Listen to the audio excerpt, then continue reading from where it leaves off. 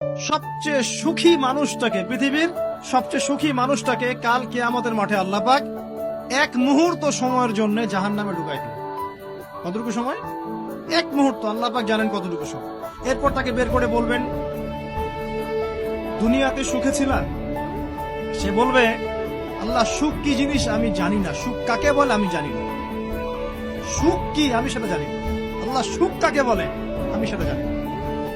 আর এই পৃথিবীর সবচাইতে নির্যাতিত, নিপীড়িত এবং দুঃখ ক্লেশে ভরা মানুষটাকে আল্লাহ পাক এই এক মুহূর্তের জন্য জান্নাতে ঢুকিয়ে দিয়ে বের করে নিয়ে আসবে।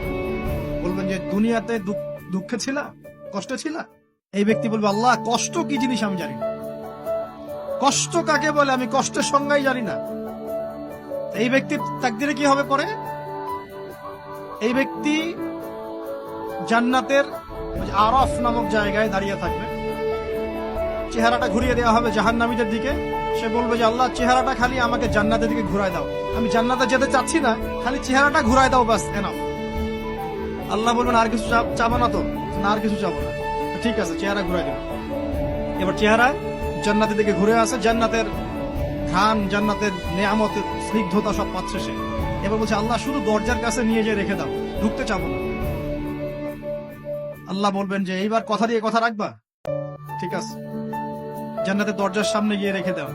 ও বেচারা দরজা ধরে দাঁড়ায় আছে, চিন্তা করবে, ও ভাববে, ওই সময় সে ভাববে, হাদিসে এত স্পেসিফিকলি আসছে, সে ভাববে যে আর কিভাবে আল্লাহকে বলবো, আল্লাহ তো এতদূর পর্যন্ত নিয়ে আসলেন।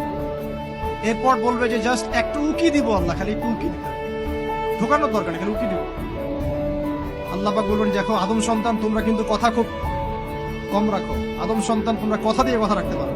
ওই যে আদম আলাইহিস সালামকে বলা হয়েছিল না, ওয়ালা তাকরাবা হাদিহি শাজারা, তোমরা গাছের কাছে যেও না, তাও তারা গাছের কাছে চলে গেলে। তোমরা কথা দিয়ে কথা রাখো না। এবার উকি দিয়ে সে বলবে, আল্লাহ এতদূর যখন নিয়ে আসছো, আল্লাহ আমাকে আর এখান থেকে দূরে ঠেলে দিও না, আমাকে ঢুকাই দাও আল্লাহ জান্নাতে।